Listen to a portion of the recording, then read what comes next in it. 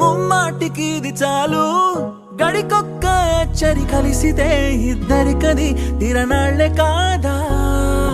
కొట్టినా జాలి చూపిస్తావు తిట్టినా భరుస్తావు పెట్టిన 3 ముద్దలకు వెంటే వస్తూ ఉంటావు బంధాలకు భాషెందుకు కావాలి భావాంతరం అయినోళ్లతో పోలిస్తే నీదే పెద్ద గుణం ఓ చార్లీ వెళ్ళకు ఎప్పుడు దూరంగా ఉండై నాతోనే ఇలగిలగా వెలుగే వచ్చింది నవ్వుల